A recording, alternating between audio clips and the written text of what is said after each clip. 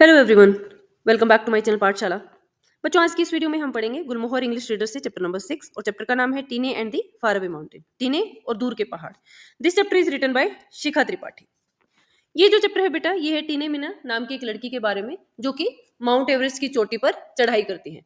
वो north east की पहली महिला क्लाइंबर बनती है।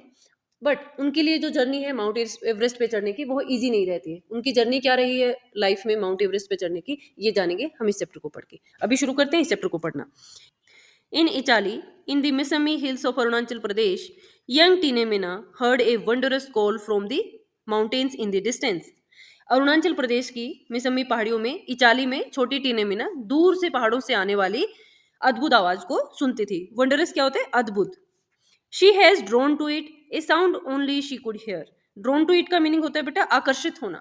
वो इस आवाज की ओर आकर्षित होती थी, यानी कि उस आवाज की ओर वो खींची चली जाती थी, और वो ऐसी आवाज थी जो उसे सिर्फ वही सुन सकती थी। She heard it while she climbed trees. वह इसे तब सुनती थी जब वह पेड़ों पर चढ़ती थी। She heard it when she rain through the jungle. उसने इसे पेड़ों पर चढ़ते हुए सुना था। उसने इसे जंगलों के बीच दौड़ते हुए सुना था। She heard it when she spent long days lying under the sun. वह इसे तब सुनती थी जब वह लंबे दिन धूप में गुजारती थी।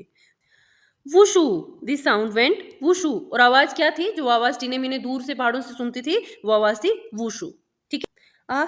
टीने would smile, what a wonderful life. और टीने मुस्कुराती थी, हंसती थी और कहती थी क्या अद्भुत जिंदगी है। आगे फिर क्या होता है?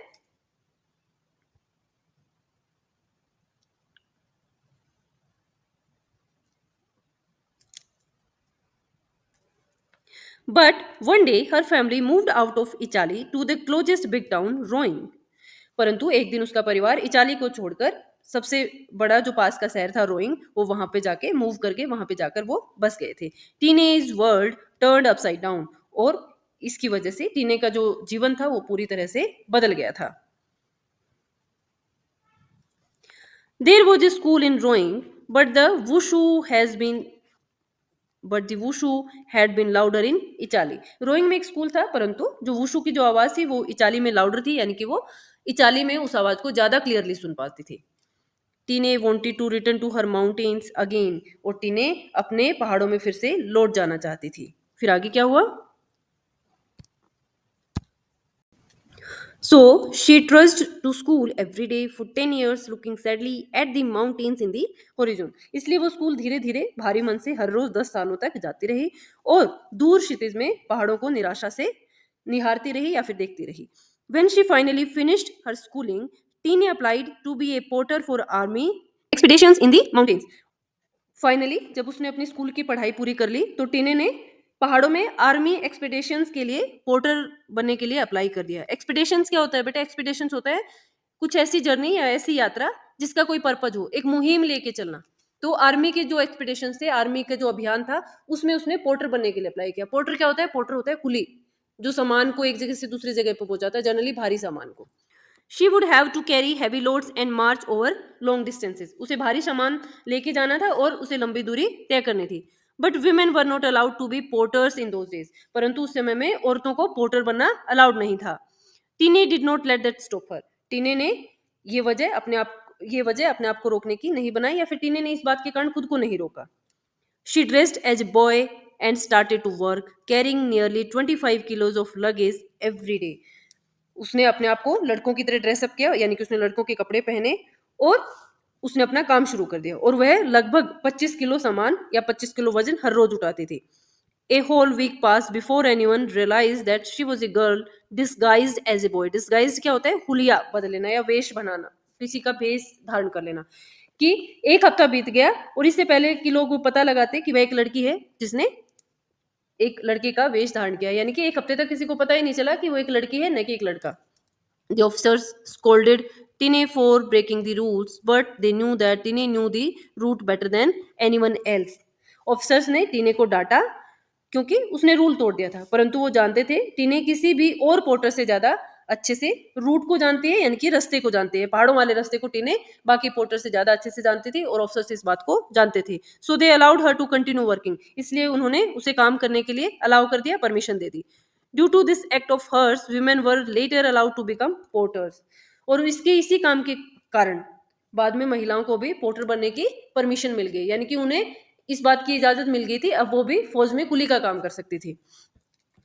In the army, Tine worked on many expeditions and soon became a coordinator. फौज में या फिर आर्मी में टीने ने बहुत सारे अभियानों पर काम किया, एज ए पोर्टर उसने काम किया और जल्दी ही वो कोऑर्डिनेटर बन गई। कोऑर्डिनेटर कौन है?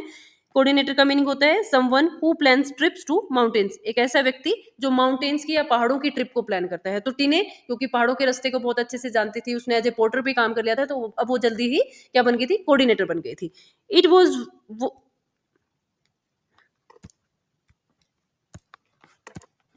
It was on one of her expeditions as a coordinator that she met Dr. Romeo Mehti.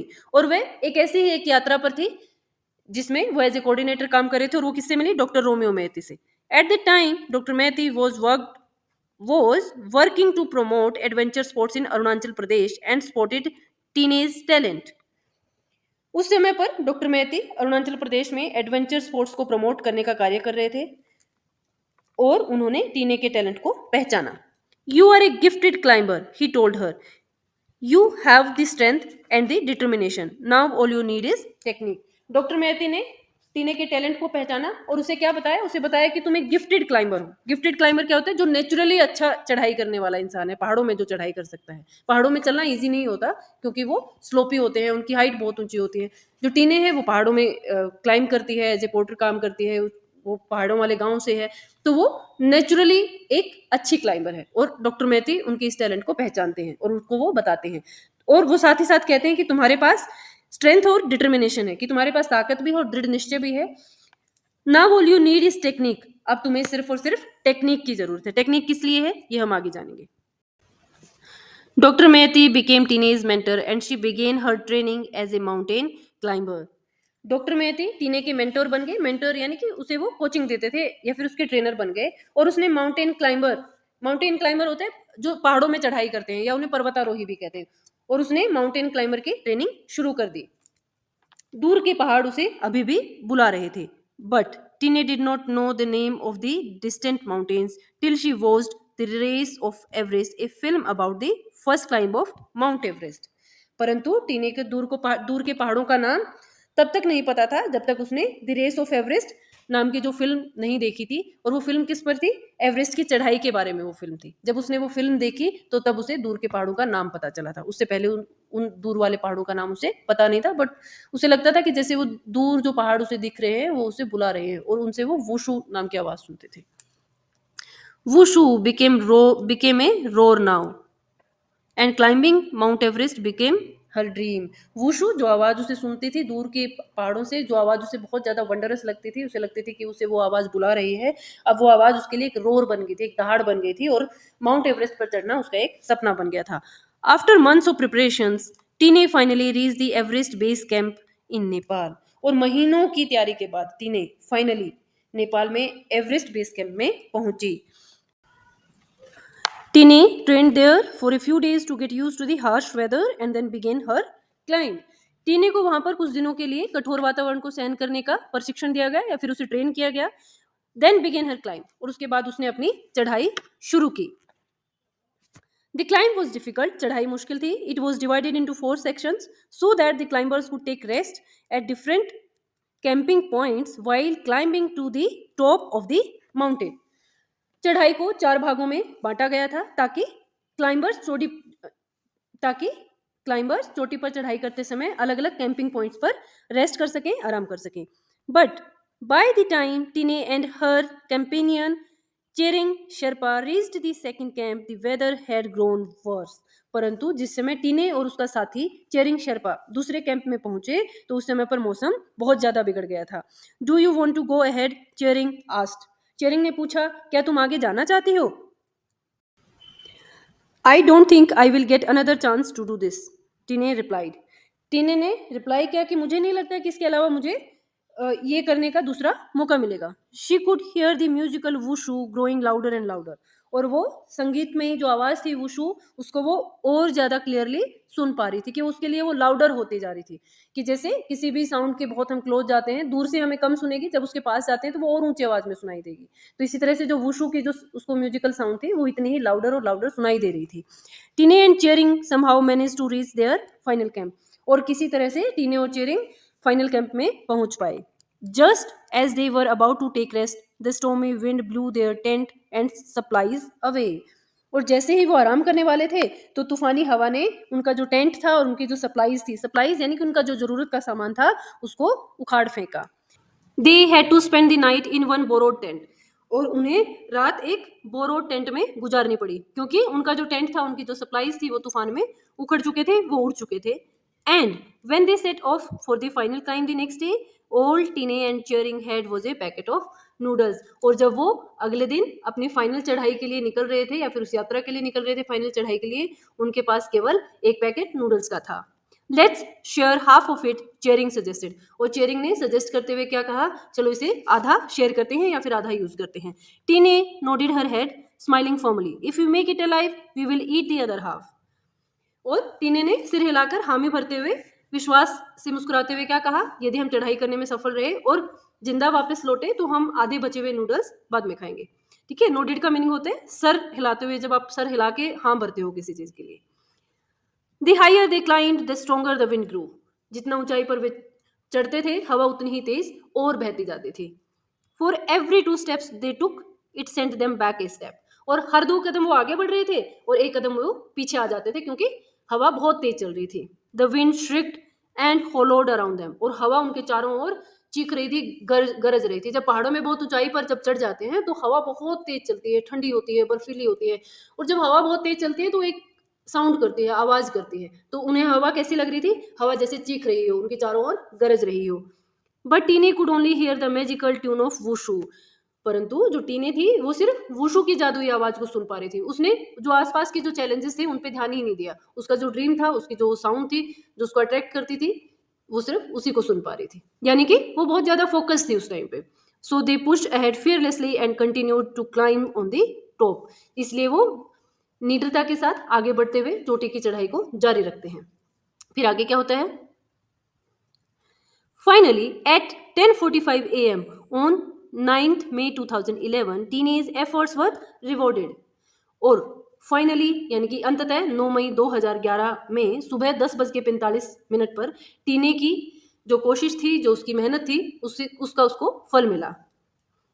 She climbed to the top of the Mount Everest, the highest mountain in the world, the first woman from the northeast of India to have done so. वो दुनिया की सबसे ऊंची चोटी mount Everest की चोटी पर चढ़ चुकी थी, और वो भारत की नॉर्थ ईस्ट की ऐसा करने वाली पहली महिला थी। She had found her faraway mountain and was finally one with the sound that had called her all her life. उसने अपना वो जो दूर का जो पहाड़ था, जो उसे लगता था कि वहां से जो आवाज आती है वो उसे बुलाती है, उसने उस दूर के पहाड़ को पा लिया था। और वह उस आवाज के साथ थी जिस आवाज को, या फिर जिस आवाज ने उसको जीवन भर बुलाया था। यानी कि उसे दूर पहाड़ों से बहुत लगाव था, उनकी तरफ वो अट्रैक्ट होती थी, और उसे लगता था वहां से वुशु की आवाज आती है, और उसे लगता था जैसे कि वो आवाज उसे बुला रही है। और उसी आवाज का पीछा करते करते उसने माउंट एवरेस्ट पे चढ़ने का एक सपना बनाया और उस सपने को कंप्लीट किया। हालांकि उसके पाथ में, उसके रास्ते में बहुत ज़्यादा चैलेंजेस आए, बट उसने चैलेंजेस को पार किया, उनके साथ उसने फाइटिंग की और वो आगे बढ़ी, और वो नॉर्थ ईस्ट की पहली महिला बनी जिसने माउंट एवरेस्ट की चोटी पर चढ़ाई की। ठीक है,